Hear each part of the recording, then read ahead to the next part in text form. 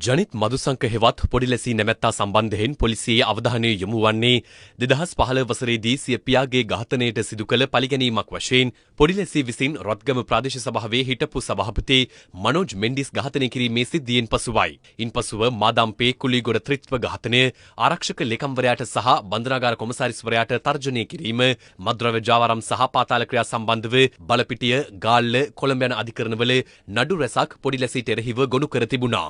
දකුණේ පාතාලයේ අඩුම වයසින් වැඩිම අපරාධ රැසක් කළ අපරාධකරු ලෙස ප්‍රසිද්ධියට පත් පොඩිලැසී 2017 වසරේදී මිටියාගොඩ ප්‍රදේශයේදී අත්අඩංගුවට ගැනුණේ හෙරොයින් සන්තකේ තබා ගැනීමේ චෝදනාවක් මතයි. පොඩිලැසීට එරෙහිව පැවති නඩුවක් 2024 වසරේ දෙසැම්බර් 9 වැනිදා බලපිටිය මහේස්ත්‍රාත් අධිකරණයේදී කැඳ වූ අවස්ථාවේ අධිකරණ නියෝග කළේ ඔහු අපමත මුදා හැරීමටයි. එහිදී ඔහුට විදේශ ගමන් තහනමක් පැනවුණු අතර සෑම මාසකම අවසන් ඉරුදින අපරාධ පරීක්ෂණ දෙපාර්තමේන්තුව හමුවේ පෙනී සිටින ලෙසද නියෝග කෙරුණා. මේ අතර අපමත මුදා හැර සිටි පොඩිලැසී මෙරටින් පලා යාමට උත්සාහ කරන බවට ආරක්ෂක අංශ වෙත විවිධ තොරතුරු ලැබී තිබුණා.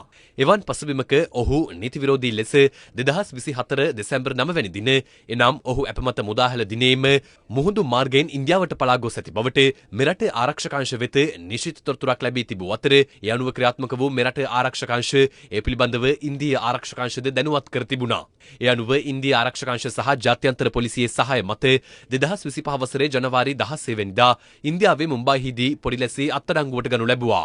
එලෙස අත්අඩංගුවට ගැනුණු පොඩිලැසී මෙරටට රැගෙන ඒම සඳහා අපරාධ පරීක්ෂණ දෙපාර්තමේන්තුවේ නිලධාරීන් කණ්ඩායමක් ඊයේ ඉන්දියාවේ මුම්බයි නුවර බලා පිටත්ව ගියා. ශ්‍රී ලංකන් ගුවන් සේවයේ UL 142 දරන යානයෙන් අද උදෑසන 8:45ට පමණ ජනිත් මදුශංක හෙවත් පොඩිලැසී මෙරටට රැගෙන එනු ලැබුවා.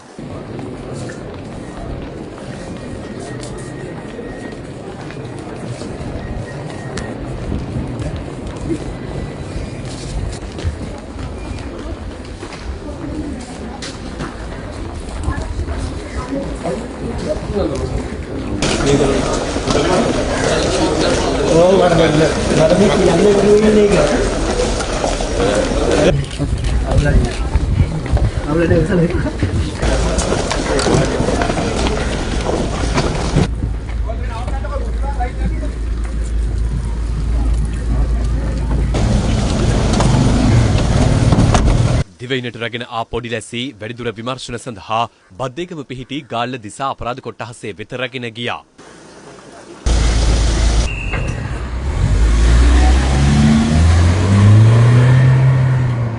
අනතුරුව පොඩිලැසී ගාල්ල දිසා අපරාධ කොට්ටාසයේ වෙත රැගෙන ආවේ මෙලෙසින්